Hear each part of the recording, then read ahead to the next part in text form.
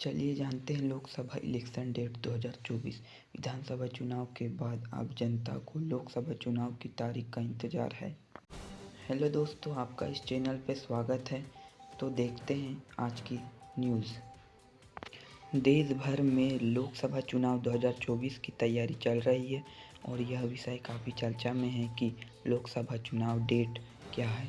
तो हम आपको बता दें कि चुनाव आयोग द्वारा लोकसभा इलेक्शन की तारीख का ऐलान कर दिया गया है। इस बार देश भर में 7 चरणों में चुनाव आयोजित किए जाएंगे, जिसके रिजल्ट की घोषणा 4 जून को की जाएगी। आपकी जानकारी के लिए बता दें कि लोकसभा चुनाव के तारीखों की घोषणा करने से पहले चुनाव आयोग द्वारा एक सामान्य प्रक्रिया अपनाई जाती है। इसके लिए विभिन्न कारकों का मूल्यांकन किया जाता है। उसके पश्चात ही लोकसभा चुनाव की डेट जारी की जाती है। इस सिलसिले में चुनाव आयोग द्वारा विभिन्न राज्यों का दौरा किया जा रहा था, जिसके बाद एक रिपोर्ट तैयार करके चुनाव आयोग ने लोकसभा चुनाव को लेकर तारीखों का ऐलान कर दिया है। लोकसभा चुनाव का इंतजार कर रहे सभी उम्मीदवारों को हम बता दें कि 19 अप्रैल से 7 चरणों में वोटिंग शुरू होगी और 4 जून को इसके परिणाम घोषित किए जाएंगे। पहले चरण में 19 अप्रैल को 21 राज्यों और केंद्र शासित प्रदेशों की 102 सीटों पर वोटिंग की जाएगी।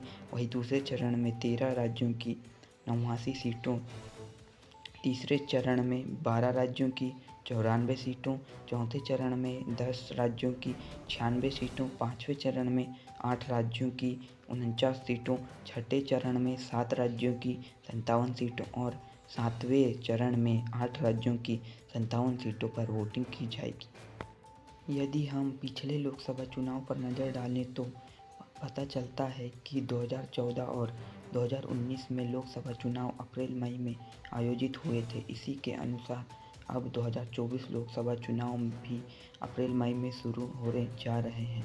इसकी तैयारी चल रही है। फिलहाल चुनाव आयोग द्वारा विभिन्न चीज़ों का ब्यौरा मांगा जा रहा है, जिस पर लोकसभा चुनाव के कारण असर पड़ सकता है। जैसा कि चुनाव आयोग द्वारा शिक्षा मंडल से फरवरी से लेकर मई के बीच में होने वाली परीक्षाओं का ब्यौरा मांगा गया है, ताकि चुनाव से शिक्षा और परीक्षाओं पर असर न पड़े।